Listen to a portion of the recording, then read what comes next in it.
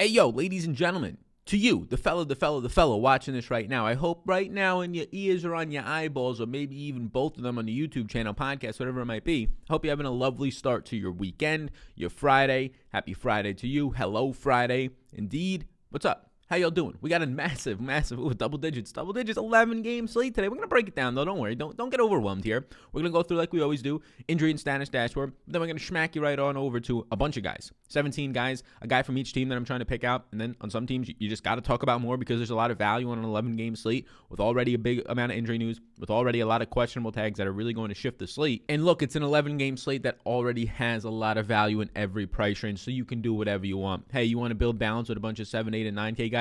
There's a lot that are going to look really good and maybe even have 50-plus point upside today in multiple spots. Oh, you want to just get to the value guys that have secure minutes today in the 4K range and maybe even the 3K range, and then you just want to go shoot up towards the top to Nikola Jokic? Yeah. I can't blame you for that, especially if there's also no Anthony Davis who's questionable, and then you get LeBron as well at a low 10K. Yeah. I can't blame you on that one, right? So that's what we're doing here. Like, subscribe, do those things. If you're brand new to the channel, let me know in the comment section. I'm always curious on that. We will be going live at 4 p.m. East Coast time today to break down this 11-game slate live, talk a little bit more about some super draft plays, talk a little bit more about our finalized projections. Currently, we're working off of my early projections before I finalize any other things throughout the day. You can find those and follow along right down below on Patreon. A lot of people having a lot of success. We had our man in the Discord who's been grinding the tiers. Shout out to you, my man. Grinding the tiers, had his biggest win ever of over $4,000.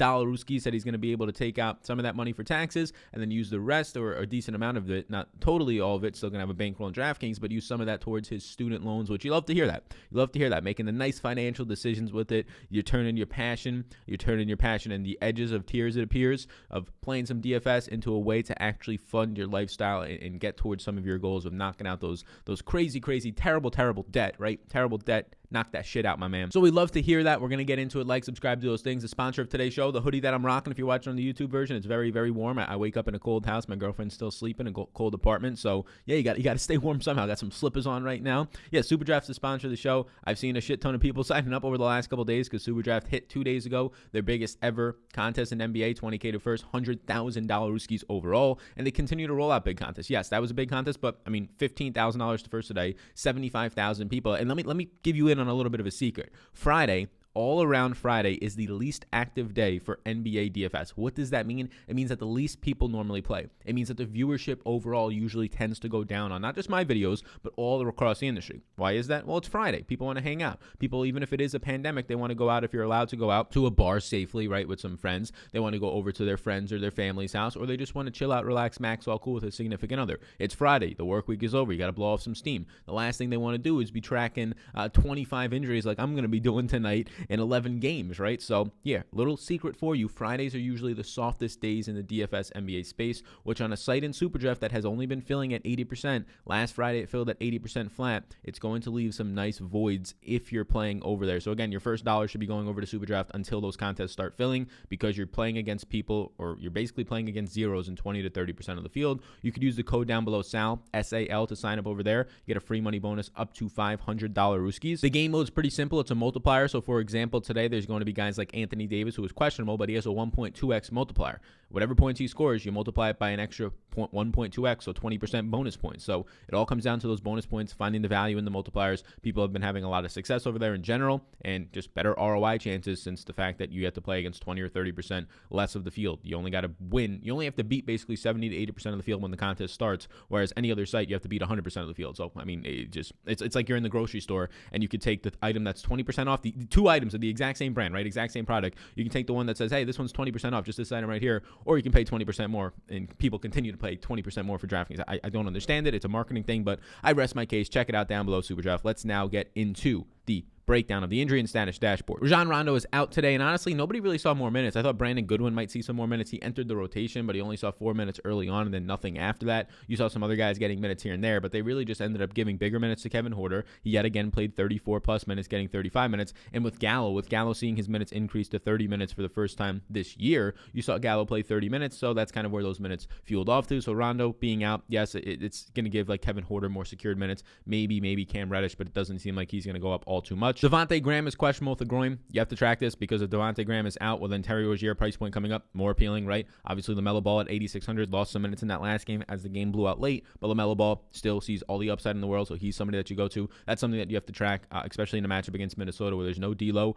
I mean, doesn't really hurt, but either way, you're going to be going up against like Anthony Edwards if you're a guard and Ricky Rubio. Fine spot for LaMelo in a ceiling spot where LaMelo won't be owned today. LaMelo, even if Devontae Graham, I mean, if he's in, I don't have any interest because minutes-wise, it's tough to get there for LaMelo. But if Devontae Graham is out, LaMelo's not going to be owned today because of a lot of guys in that price range. I mean, Anthony Davis, if he plays, Randall, Russell Westbrook right at $9,000 slot today, they're not going to own $8,600 LaMelo, I can tell you that. Denver, it's just PJ Dozier out again. You're not getting as big of minutes for Monty Morris, although I think you can get up to there because some other guys like Campazzo came back. So not much really there, but now we can start to get into some juicy stuff. You can start with Mason Plumlee, who was scratched pretty last second, but we were able to get the projections updated. We had like 20 minutes, 15 minutes or so last night, and it made the best play in the slate open up. It made Isaiah Stewart open up, who was a center that was like $3,100, and he ends up going out there, or $3,200. He ends up going out there and scoring 30-plus fantasy points, shoots 8 of 9 overall, plays 30-plus minutes. It was fantastic, and we're going to run it back again today. Mason Plumlee, he was questionable with that elbow. He was scratched yesterday, so now today we'll see what happens on the second night of a back-to-back against Boston, where Boston is going to run out there Daniel Tice for probably 26 to 28 minutes,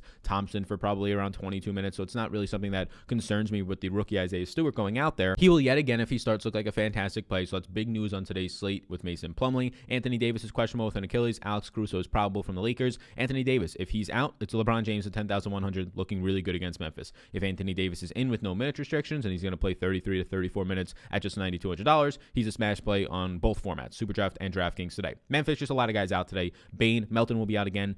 So I think that will give you some increased minutes for Xavier Tillman, the rookie. I think it'll give you some increased minutes for Grayson Allen, who ended up playing 30 minutes in that last game, but really beware of Grayson Allen. We'll talk about him on the early interests. I think he's a fine play because there's a lot of guard minutes now out of this rotation. The rookie and Melton out again, but they can easily give some minutes to some other guys. John Concord, they like to give minutes to him. They can easily go there. Tillman, they can easily give a couple more minutes to. Grayson Allen saw big minutes in that last game, partially because right away early on in the game, Dillon Brooks picked up 2 personal fouls. He picked up 2 personal fouls in like the first 2.5 minutes, and then Grayson Allen checked in, and Grayson Allen shot hot. Grayson Allen ended up getting hot in that game, so when a guy's playing well, you're not going to take him out of the game, so that benefits him, right? 2 things had to happen for him to get those minutes. One, obviously there's some injuries, so I think he's going to see more minutes, but early foul trouble had to happen, and then he ended up shooting 5 of 12 overall from three-point land, which is going to get you there, right? All of his makes, all of his attempts in this game were from 3, so banking on him to score 18 real-life points, again, basically all off of three-pointers, is something that I don't know too much of if I believe or if I buy into the hype of. We'd have to see it. The minutes are going to be a little bit more secure, but obviously you're relying on some hot shooting. So in Minnesota, you're going to be having no D'Angelo Russell, and Karl Anthony Towns returned in that last game, and Karl Anthony Towns played 31 minutes, and this is very appealing. Now, Towns, for us to really want to get there, we probably have to see the 32 to 34 minutes consistently, but even at 31 minutes, because the price tag is $9,300, this is another guy that will make it so that like that upper 8K range just isn't owned. There's so much in this lower 9K range, just so much, right? Anthony Davis, we already talked about.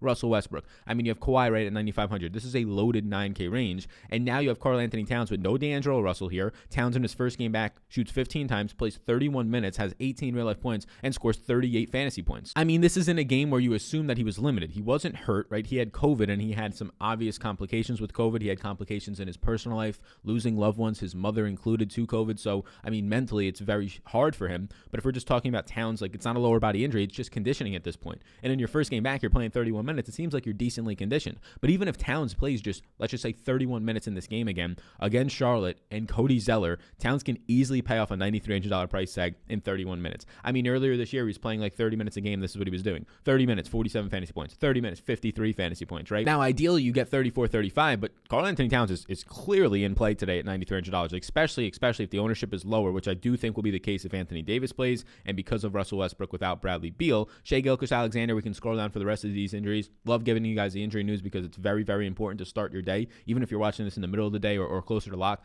Very important to understand what's going on here, and not only what the news already is, but what news to be watching for. We'll always be updating the projections on Patreon, patreon.com/Sal_Vetri_. You can come join the community. Over 500 patrons, actually, I believe right around 600 patrons now. We have a community in there. We have a Discord. We have projections rankings for the and ownership for PGA and MMA, projections rankings right now for the NBA and things like that. Maybe we'll be adding NASCAR, as we will now be having NASCAR content on Fridays on this channel. Not myself, but we'll be releasing that news a little bit later today. Probably by the time this video is out around 8, 9, 10 a.m., I'm going to be putting a video out on Twitter to introduce the new creator to the Sal Vetri Media channel. Very excited for that, to give you guys some NASCAR content, and maybe even now it gives me some time to create some NASCAR tools, projections, ownership. Just continue continue to smack you around with the information that you need here on YouTube and the quality tools you need over on Patreon. But SGA is out, Theo Maledon is out yet again, and Isaiah Roby, who was the late scratch that ruined everybody's lineups, 50% of the field, but you were still able to cash a lot of the time because so many motherfucking people had him, is going to be questionable today. So we have to just see what happens here, right? I obviously like Diallo still, even at $7,000. I'm not really concerned with that. He's still going to project out for around 40 fantasy points for me, so he's in play. He's not anywhere near as good of a play when he was the 5 and 6K Hamidou Diallo, but it's going to be interesting to watch. Still no news on George Hill, so we're just going to assume that he's going to be out today. But if we take all three of those guards off the court for OKC, you're getting Diallo averaging somewhere around basically like 1.2 fantasy points per minute. You're getting like close to a 28% usage rate, so that's good to see.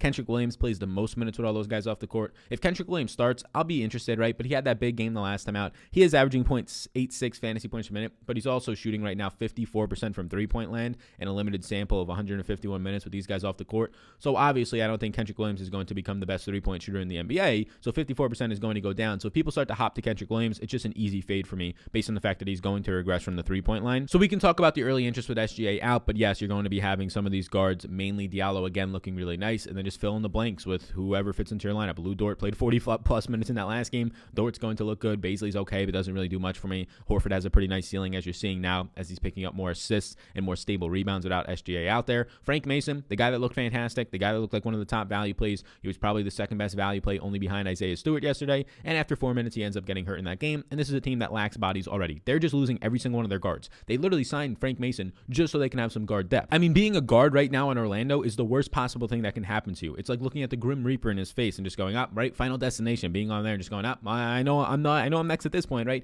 You ended up having Markelle Fultz gone.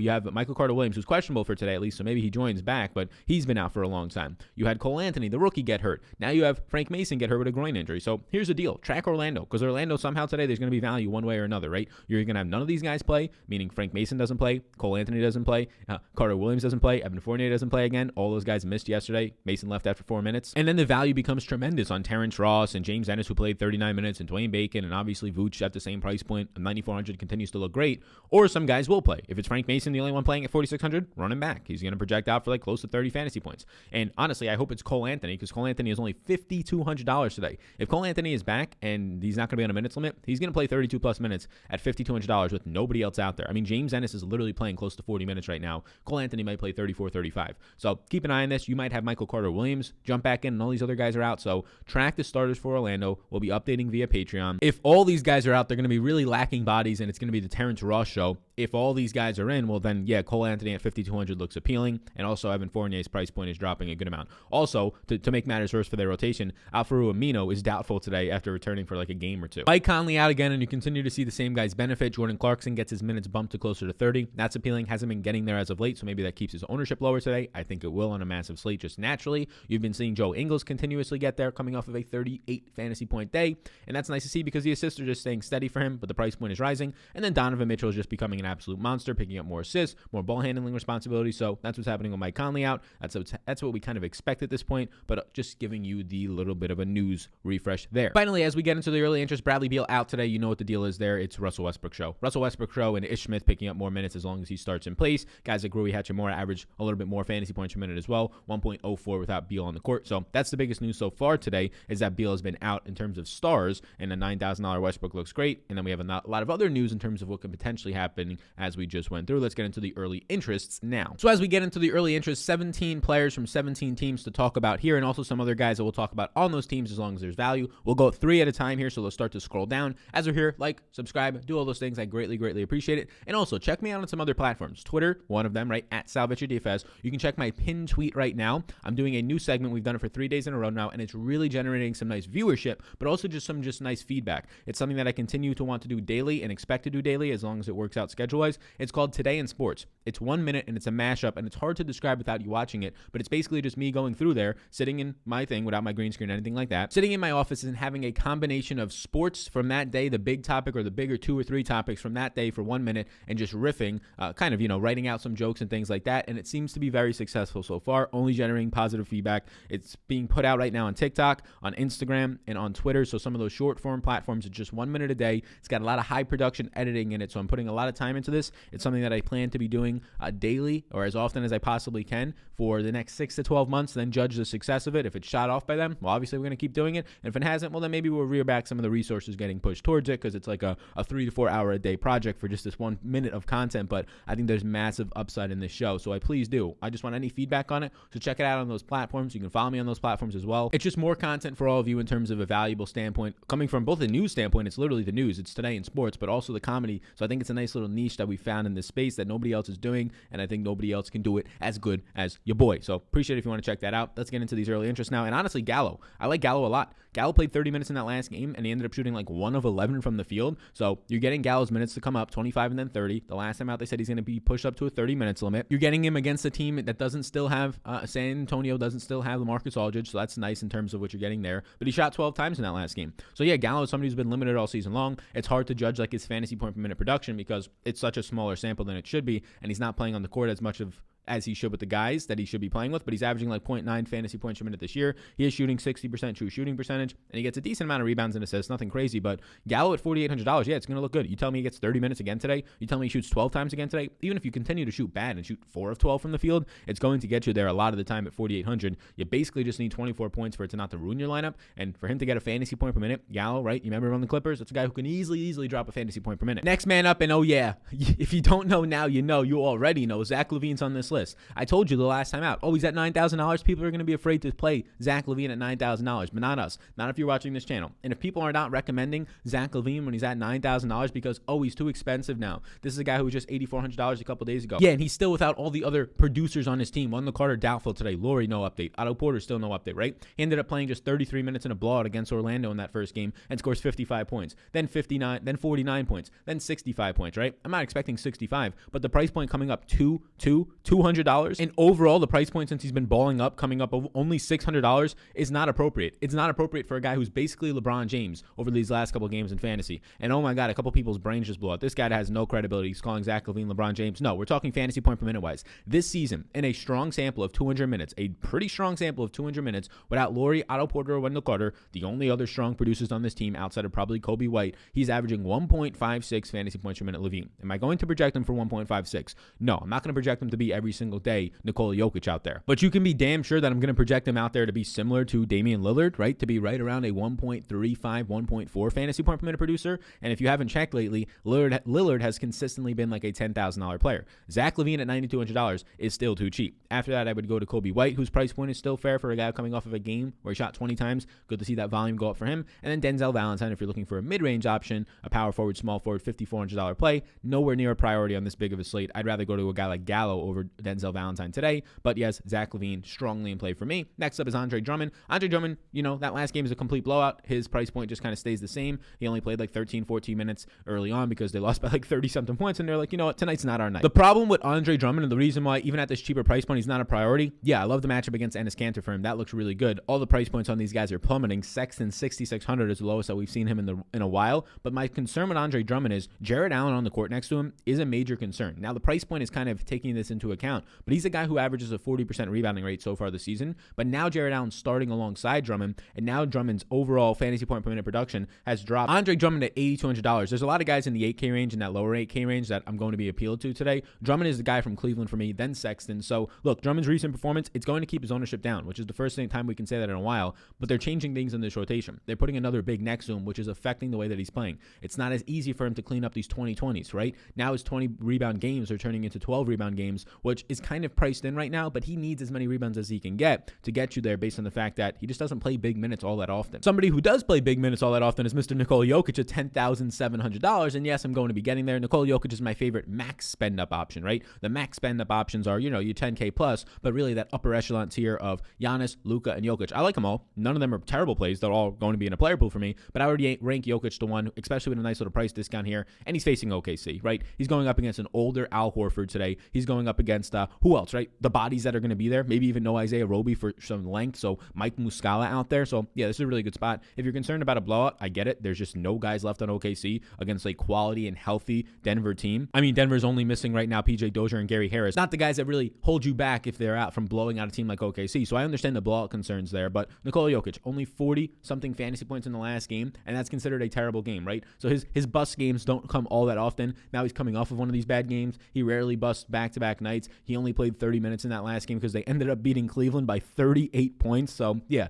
he ended up missing out on at least 5 minutes, probably closer to 6 to 8 minutes in that game. So nothing was wrong with Nikola Jokic. He kind of got to play 3 quarters and got you 42 points in those 3 quarters. If you try and give him his 4th quarter run, he's scoring around 55 plus fantasy points yet again at $11,000. So yes, Jokic is the guy for me. After that, I would look at Jamal Murray in this matchup against OKC where there's no guards that are going to have any shot at defending him. Nobody's out there right now. His price point keeps dropping. I know he's not producing as of late. I know you have guys like with Michael Porter Jr. coming back, taking usage away. Will Barton getting a little bit more usage and run now. Monty Morris is more active than Gary Harris out there for those minutes from a usage standpoint. So a lot of that is hurting Murray, but he's going to be like probably 2% owned on this type of a slate with the price point dropping. It's becoming a buy low spot for Jamal Murray, kind of like it was for Middleton a couple nights ago. Luckily for us, Middleton goes off for 60 plus points, but it's just identifying these guys at their low points. I can't see Jamal Murray going down to like $6,500. That's just way too low at that point for him to continue to pay it off. So we're starting to get there. So keep an eye on that. Isaiah Stewart, obviously only if Mason Plumlee is out, not Mason Rudolph. If Mason Plumlee is out, Isaiah Stewart is the guy to get to here. Isaiah Stewart, just a quality producer. Anytime you have a cheap center that's not in a matchup against a bruising center on the opposite side,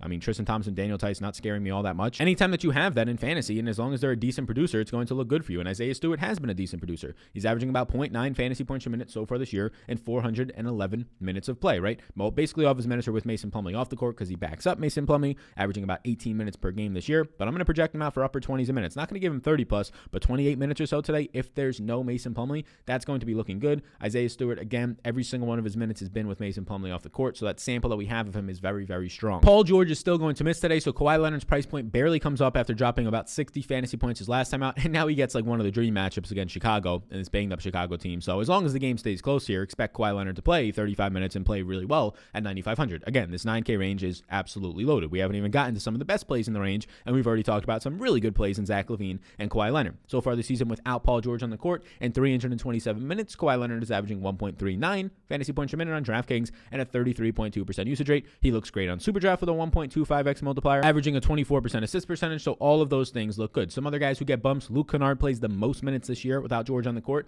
I'm not really getting there too much. He's still just a 0.75 fantasy point per minute producer. You're coming off of a game where Nicholas Batum played 35 minutes. Expect big minutes there. If you want to get there, I prefer all of the guys really from OKC and even Orlando for value right now to a Nicholas Batum who's kind of like a sketchy wing value that you need every single one of those 35 minutes to even have a chance at just breaking even for you, it seems. But this is also the one to keep an eye on. Lou Williams has played back-to-back games of 29 minutes. Now in the first game, he only played like 12 minutes in the first half, and then he got to close out after getting hot. So, you ended up getting maybe a little bit more run because of the closing run. But in this past game, he played 15 minutes in the first half. Okay, so that's a little bit more respectable, right? 15 minutes in the first half. Reggie Jackson did deal with a little bit of foul trouble early on in the first quarter, but it seemed like he was checking in. He already checked in before Jackson picked up his second foul, so it wasn't necessarily due to that. Now, Lou Williams did get hot in the game. He shot really well, so that's going to help your closing run, but Lou Williams is in the closing rotation for this team, so if the game stays close, you're probably going to get 28 to 30 minutes out of Lou Williams, who with Paul George off the court this year is averaging 1.15 fantasy points per minute. Now, if the game doesn't stay close, well, it's a blowout and nobody's getting the run, not even Kawhi, but definitely not Lou Williams. You're probably only getting like 18 to 20 minutes out of him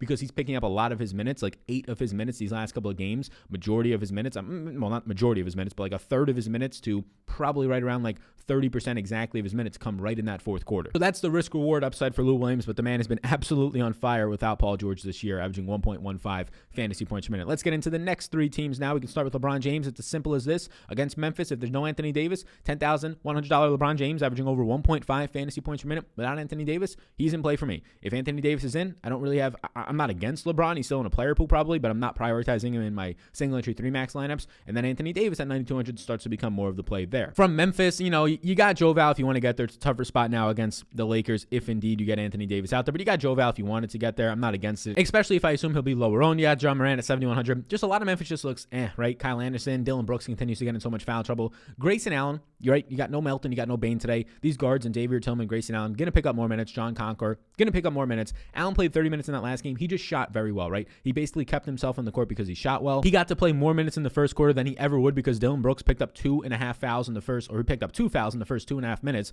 So normally you don't get Grayson Allen checking in after 3 minutes of the game to where he can pick up like an extra 4 or 5 minutes in the first quarter. So with the injuries, yes, with Desmond Bain not going to be out there playing 25 minutes, Grayson Allen I expect to play in the mid-20s of minutes, maybe like 26 minutes, maybe 28, but I'll probably project him closer to the mid-20s. Not going to give him 30. Too many things went in his favor. He basically got to close out part of the blowout because he was playing pretty well in it, and they got to play the final couple minutes when none of the starters were on the court, and he got that extra run early on. So just beware of Grayson Allen. Now, if he's not owned at all, none of that matters. You're going to get 26, 28 minutes. Play him if you want to. He's very streaky. He hit 5 threes yesterday, so that's the only reason why he got any points. So I'm probably not playing much of Grayson Allen unless we get news like he's starting or something along those lines. But, I mean, 4,100, he'll probably grade out as an okay value for most people.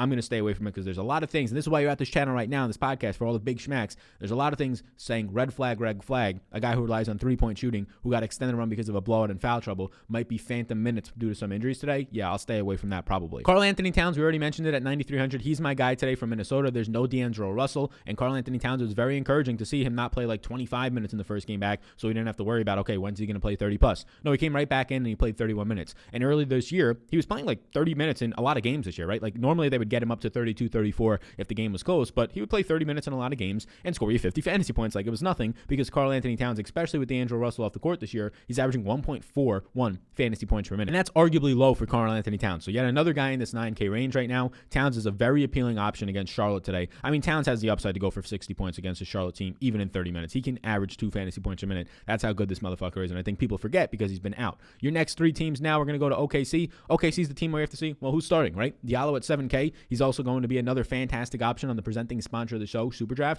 because he has a 1.7x multiplier, and he's just an absolute monster. Diallo continues to grade out so highly for me on Superdraft, so be sure, again, check out the presenting sponsor linked below. I don't know what you're doing if you're not putting your first dollars there. The only reason you're not is because DraftKings has manipulated your mindset from a marketing standpoint to keep putting your money into contests. Yeah, you can win a lot of money if you want to win 100K to first. Still, it's like a 0.0001% chance. But if you actually want to get the best return on your investment, you'll put it in the spot where you're getting to face off against 70% of the field instead of 100% of the field. You automatically have a 30% better chance at winning the contest. It's just that simple, or even cashing. So you can check out that link down below. The code SAL lets them know you came from me. But Diallo at 7K flat. And then this would be my ranking right now of OKC. Diallo, who averages like 1.2 fantasy points per minute with all these guys off the court. Horford, who's been just seeing ceiling games without like SGA there for a high rebounding guard. Assist percentage is going up for Horford under the basket and also coming up a little bit more to the point, setting his traditional Horford screens at the elbow. Lou Dort, just because he's still cheap and going to play massive minutes, 40 plus in that last game. And then whoever starts after that. If it's Kendrick Williams, I could probably ease off of it if people are going to go there. But whoever starts after that point, if it's Isaiah Roby and he comes back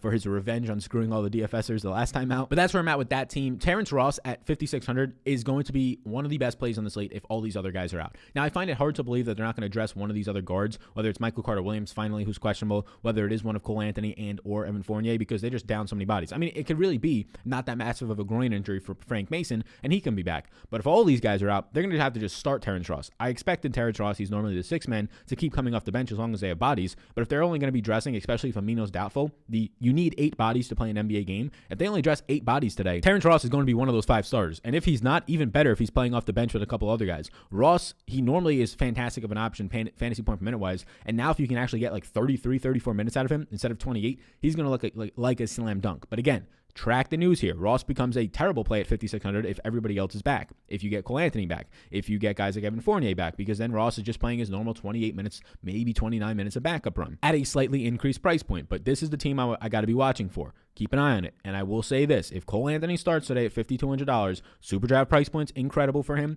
And his price point on DraftKings for a guy who should be $6,000 at minimum today, who's going to play 32 minutes and average like 0.9 fantasy points a minute or more, is very appealing against Sacramento. From Portland, not much stands out. Lillard at $9,800, especially if LeBron doesn't come in play, right? I prefer LeBron over Lillard if there's no Anthony Davis. Otherwise, I go to Lillard in that price range. But yet again, it's a loaded price range. I'd rather go down and save some money, to be honest with you, on guys like Zach Levine, on guys like without Paul George, Kawhi Leonard. So that's why Lillard on this bigger slate isn't as much appealing to me. It's basically just Cantor coming off of the back-to-back. Played fine yesterday against Joel Embiid, just didn't get you there. Got like 32, 31 fantasy points, played 32 minutes, so it was good. He's continuing to stay out of foul trouble. Now he's going up against a bigger team in Jared Allen and an Andre Drummond front court. That can give him some issues. So honestly, for me today, Portland's really not in play. If I had to pick one, it would be Cantor, but there's enough centers on the slate all across the price ranges, all the way down. If you want to go to Isaiah Stewart, the strong 9K range that we've talked about, all the way up if you want to go to Jokic, that I can probably stay away from a guy in Enes Kanter. Now let's finish it up with a couple other guys on the slate. We got about 4 guys left. We can go to Jaunty Murray at 6,800, and then in the order of this, I will go with Derek White returning, DeMar DeRozan, and Keldon Johnson.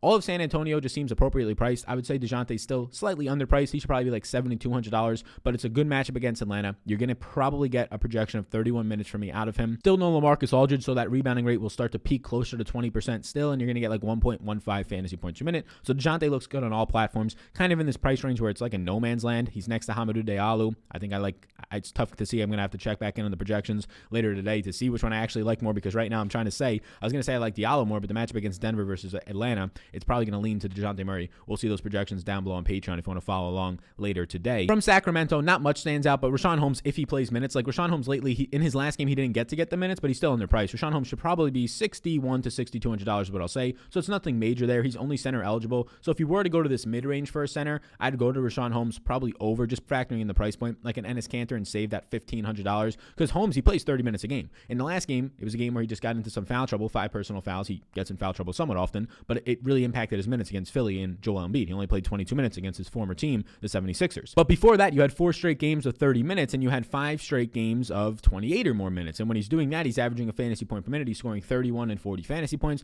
So Holmes for me, and then Halliburton, who's very much a hot shooter, but also has the assist percentage to get you there against a weak Orlando team, potentially a weaker Orlando team today. Donovan Mitchell from Utah is a strong play for me. We don't have many options in this 8K range. At $8,200, give me Mitchell over Drummond at the exact same price point. Another reason why Drummond will probably be lower owned at that exact same price point. A lot of people will flood to Donovan Mitchell. And then there's all upside ceiling plays on Utah here. You have Rudy Gobert. He's in that range. I prefer him at 7,500 over the over your Enes Kanter in that price range. But then after that, yeah, Ingles is playing better, but his price point is coming up. I get it. He's scoring like 37, 38 points here and there from a fantasy perspective because of the assist percentage going up, more minutes, more ball handling responsibilities. But Jordan Clarkson's the guy for me. We're getting Jordan Clarkson's minutes to not be as much there lately, but this guy's waiting to absolutely erupt, both on Superdraft and DraftKings, right? The last 2 games without Mike Conley, 30 and 28 minutes. Okay, that's a good amount of minutes. And he actually missed out on like 2 minutes in Boston because the game turns into a blowout. But this is the thing with Jordan Clarkson. He's shooting 19 and 15 times over the last couple of games. He's going to pick you up some peripherals and rebounds and assists, but over his last 2 games, 36% shooting